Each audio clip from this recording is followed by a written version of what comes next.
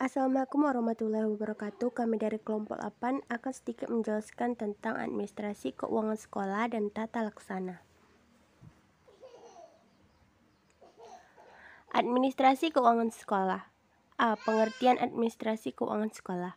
Mulyono MA berpendapat bahwa administrasi keuangan sekolah adalah seluruh proses kegiatan yang direncanakan dan dilaksanakan atau diusahakan secara sengaja dan sungguh-sungguh, serta pembinaan secara kontinu terhadap biaya operasional sekolah sehingga kegiatan pendidikan lebih efektif dan efisien, serta membantu pencapaian tujuan pendidikan.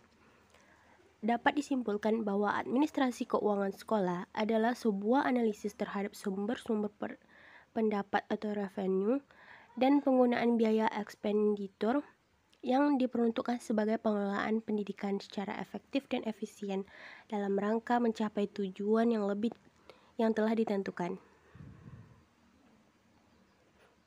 B. Konsep manajemen keuangan sekolah. Manajemen keuangan menyangkut dua hal, yaitu bagaimana memperoleh dana dan bagaimana menggunakan atau mengalokasikan dana tersebut dalam lingkungan berbeda di tingkat pendidikan yang berbeda pula, secara efektif dan efisien.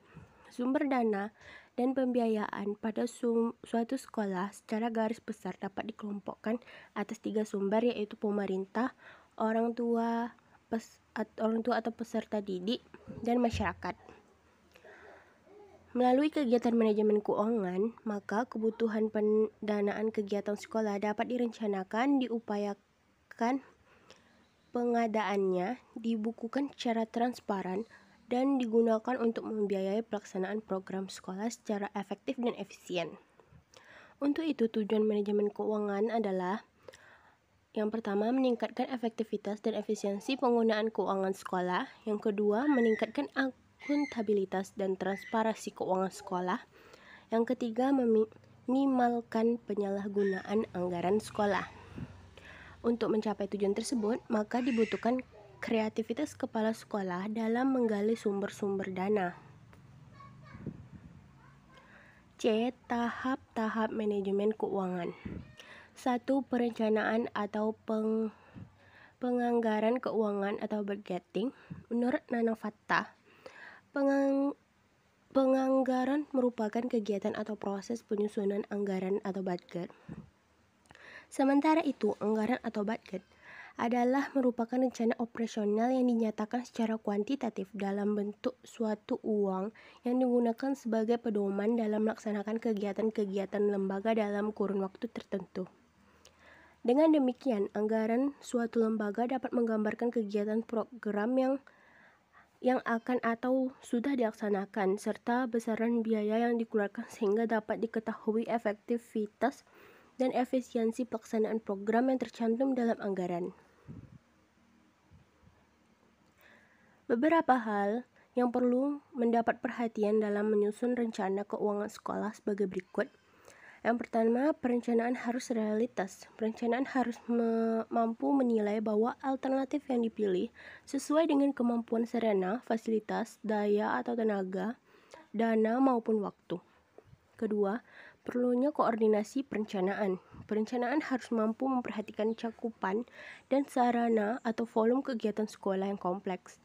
3. Perencanaan berdasarkan pengalaman, pengetahuan, dan intuisi. Pengalaman, pengetahuan, dan intuisi mampu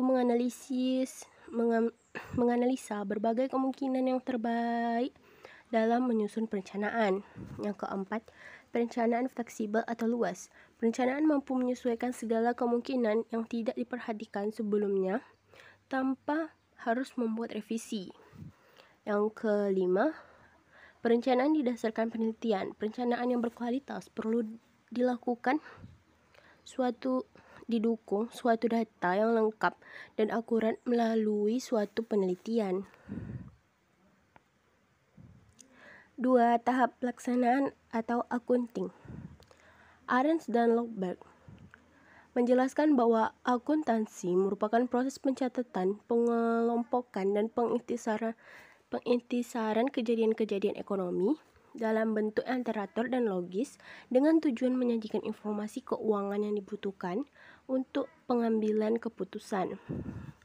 Tujuan dari sistem akuntansi ini adalah untuk memastikan bahwa data keuangan dan transaksi ekonomi diinputkan secara tepat ke dalam catatan akuntansi, serta laporan-laporan yang perlu disajikan secara akurat dan tepat waktu.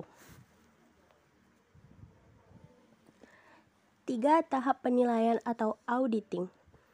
Auditing adalah proses pengumpulan dan pengevaluasian bahan bukti tentang informasi yang dapat diukur mengenai estinitas ekonomi yang dilakukan seorang yang kompeten dan independen untuk menemukan dan melaporkan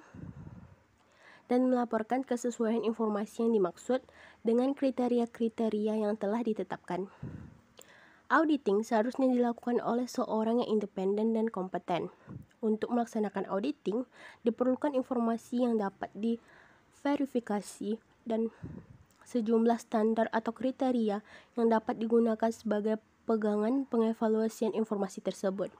Agar dapat diverifikasi, informasi harus dapat diukur. Dalam auditing, data akuntansi yang memiliki pokok adalah menentukan apakah informasi yang tercatat telah tercermin dengan benar kejadian ekonomi pada periode akuntansi.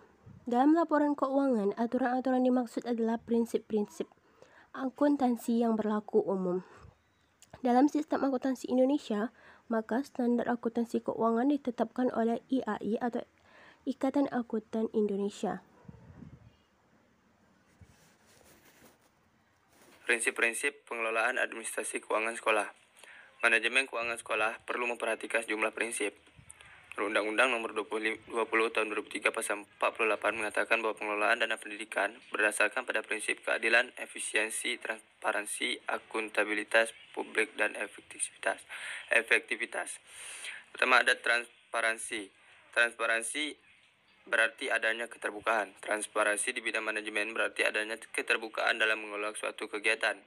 Di lembaga pendidikan, bidang manajemen keuangan yang transparan berarti adanya keterbukaan dalam manajemen keuangan lembaga pendidikan, yaitu keterbukaan sumber keuangan dan jumlahnya, rincian penggunaan, dan pertanggungjawabannya harus jelas, sehingga bisa memudahkan pihak-pihak yang berkepentingan untuk mengetahuinya. Kemudian akuntabilitas. Akuntabilitas di dalam manajemen keuangan berarti penggunaan uang sekolah dapat dipertanggungjawabkan sesuai dengan perencanaan yang telah ditetapkan. Berdasarkan perencanaan yang telah ditetapkan dan peraturan yang berlaku, maka pihak sekolah membelanjakan uang secara bertanggung jawab. Kemudian ada efektivitas. Manajemen keuangan dikatakan memenuhi prinsip efektivitas kalau kegiatan yang dilakukan dapat mengatur keuangan untuk membiayai aktivitas dalam rangka mencapai tujuan lembaga yang bersangkutan. Dan kualitatif, outcomes-nya sesuai dengan rencana yang telah ditetapkan. Kemudian efisiensi.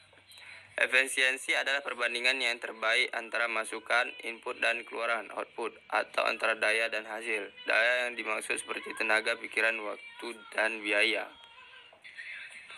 Kemudian tata laksana.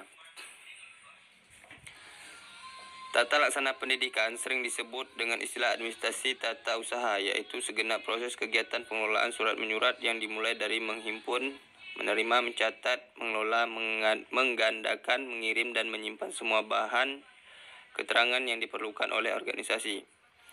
Tata laksana atau tata usaha sekolah atau pendidikan merupakan seluruh proses kegiatan yang direncanakan dan dilaksanakan secara sengaja dan bersungguh-sungguh, serta membina kegiatan-kegiatan yang bersifat tulis-menulis di sekolah, agar PBM semakin efektif dan efisien untuk membantu tercapainya tujuan pendidikan yang telah ditetapkan. Administrasi tata laksana merupakan serangkaian kegiatan mencatat, menyimpan, menggandakan, menghimpun, mengolah, dan mengirim benda-benda tertulis serta warkat yang pada hakikatnya menunjang seluruh garapan administrasi sekolah atau pendidikan yang bersangkutan. Terima kasih. Mohon maaf jika ada kekurangan. Assalamualaikum warahmatullahi wabarakatuh.